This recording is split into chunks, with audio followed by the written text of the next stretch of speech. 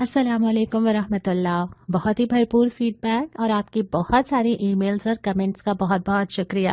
آپ کی بات سے بہت ساری باتیں کرنے کو اور دل چاہتا ہے۔ آپ جب شامل ہوتے ہیں، اپنی بات پہنچاتے ہیں تو بہت ساری سوچ کے نئے راستے کھلتے ہیں۔ کل ہم نے جہاں بات چھوڑی تھی آج کیا وہیں سے بات شروع کریں؟ آج ہم نے کیا بات کرنی تھی؟ وہ یہ کرنی تھی کہ معاشرے میں میری حیثیت اور وقت کیا ہے، ورتھ کیا ہے، کیسے لوگ مجھے مانیں، کیسے لوگ میری عزت کریں، کیسے مجھے کچھ سمجھا جائے۔ اس پہ آج ہم بات کریں گے۔ کچھ چیزیں جو ایسی ہیں نا جو میرے ہاتھ میں نہیں ہیں۔ جب میں پیدا ہوتی ہوں جو چیز مجھے جیسے ملتی ہے وہ ویسے ہی ہوتی ہے، اور کچھ چیزیں ایسی ہیں جو میرے ہاتھ میں ہوتی ہیں۔ جو چیزیں مجھے نہیں ملی ہوتی میں ان کے بارے میں بہت سوچتی ہوں نا، اور ہم میں سے ہر ایک کی شاید یہی کرتا ہے کہ وہ ان چیزوں کے بارے میں سوچتا ہے جو مجھے نہیں ملی، مجھے چاہیے، کاش میرے پاس ہوتی، میرے پاس کیوں نہیں ہے۔ لیکن جو چیزیں مجھے ملی ہوئی ہوتی ہیں بہت کم لوگ ہوتے ہیں جو اس کی قدر کرتے ہیں، اس کا شکر کرتے ہیں، اس کے بارے میں سوچتے ہیں۔ تو آج ہم کسی ایسی چیز کے بارے میں بات کر رہے ہیں جو ہمیں ملی ہوئی ہے اور ہم اس کو ڈھونڈ رہے ہیں۔ وہ چیز کیا ہے؟ وہ ہے عزت۔ عزت، وقت، ورتھ، اسٹیٹس۔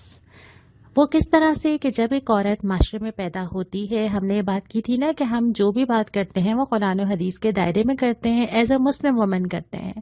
تو سب سے پہلا سٹیٹس جیسے ہی اس کو ملتا ہے وہ پیدا ہوتے ہی مل جاتا ہے، اور وہ ہے کہ اس کی عزت کی جائے گی، اس سے محبت کی جائے گی، اس کو اس کا مقام دیا جائے گا، اس کے پیدا ہونے کو سیلیبریٹ کیا جائے گا، اس پہ شکر ادا کیا جائے گا، اور اس کی تربیت اور اس کو مواقع دینا اس کا حق ہے جو ہر ایک کو اس کو دینا ہے۔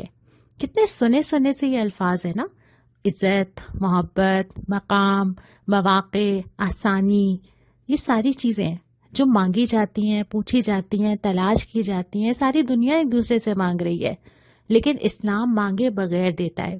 اور یہ نہیں کہتا کہ اس عورت کو جواب دینا ہے، وہ یہ کہتا ہے کہ اگر تم یہ نہیں دو گے تو تم اللہ کو جواب دو گے، اور یہ چیزیں تمہیں اس لیے دینی ہے کہ تم کسی عورت کے اوپر احسان نہیں کرتے۔ اور یہ عورت اور مرد دونوں سے مخاطب ہے وہ، کہ اگر ایک بیٹی پیدا ہوتی ہے تو ماں اور باپ دونوں کی ذمہ داری ہے کہ وہ اس کی کفالت کریں، دونوں کو جنت کی بشارت دی جاتی ہے، اور جو کسی بیٹی کے پیدا ہونے پہ اس کی کفالت کا ذمہ لیتا ہے اس کو اللہ تعالیٰ جنت کی بشارت دیتے ہیں، اور آپ صلی اللہ علیہ وسلم کہتے ہیں کہ میرے ساتھ ہوگا۔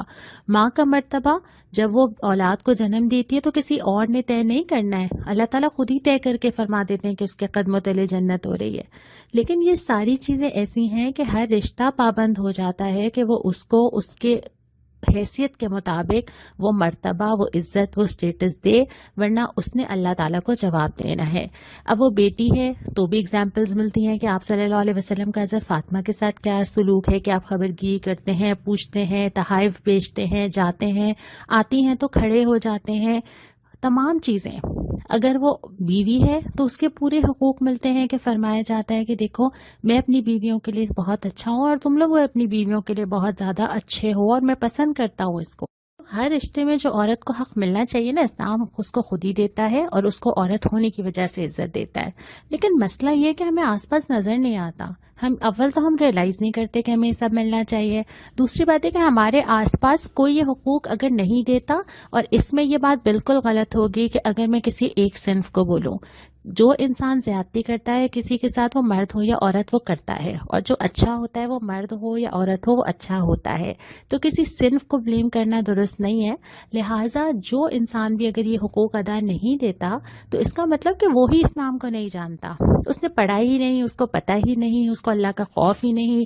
اور ہم معاشرے کے اندر اتنی ساری چیزیں لے کے چل رہے ہیں نا، ایک کنفیوژن ہمارے معاشرے کے اندر ہے۔ اس کی وجہ یہ ہے کہ ہم میں سے کوئی کلیئر ہی نہیں ہے اس بنیاد پر کہ ہمیں کیا کیا چیزیں خود بخود اسلام نے دی ہیں، اور ہم وہی چیزیں مانگ رہے ہیں۔ ہمیں پتہ ہی نہیں ہے کہ اسلام کے اندر کیا ہے، ہمیں پتہ ہی نہیں ہے کہ ہمارے معاشرے کے اندر اسلام کے نام پہ کیا کیا جاہلانہ چیزیں ہو رہی ہیں، اور ہمارا معاشرہ ایک بیلنس معاشرہ نہیں ہے۔